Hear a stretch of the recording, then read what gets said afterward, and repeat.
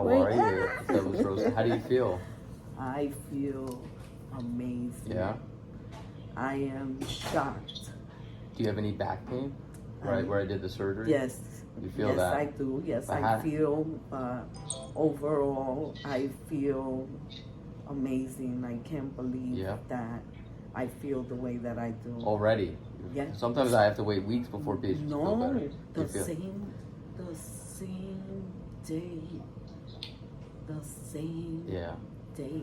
So when I went in there, I drilled off the bone, and you have that. There's something that I explained called the ligamentum. It's a little.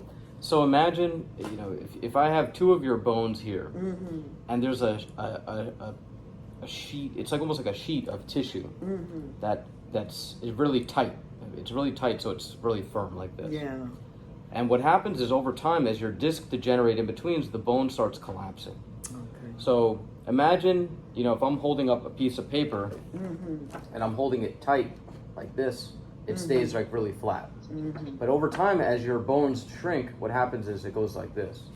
And so this, what's called this buckling of the ligamentum, it pushes into the back of your spinal canal, okay? And the majority of your compression, you had, I was looking for a disc herniation. You didn't really have a disc herniation. It was really small, if anything.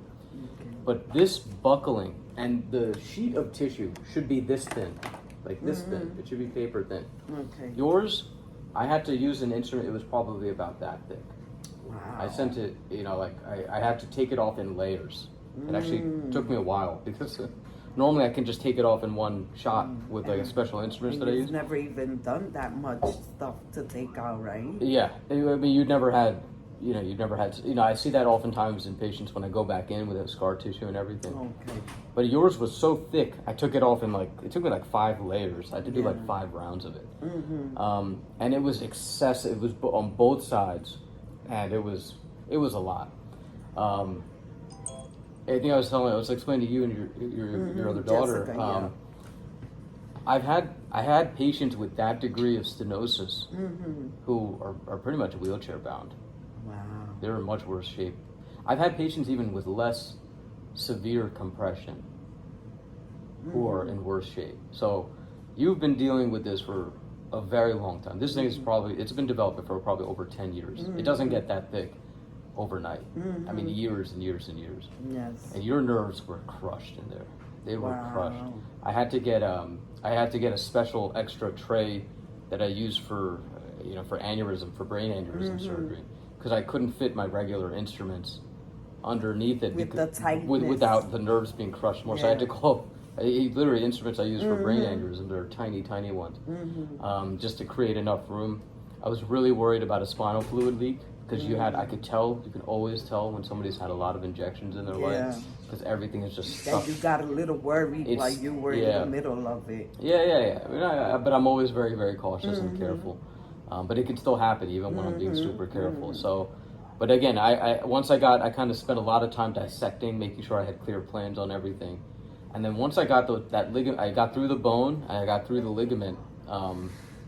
Once I freed up the nerves, it was like I could almost sense the relief of your nerves, and I could still see the area. They had little bands over the dura, where I could tell there was still it had if you wear something tight at the end of the day, you take it off, you still see the impression. It was like that, so I could tell exactly where all the compression had been for years and years and years.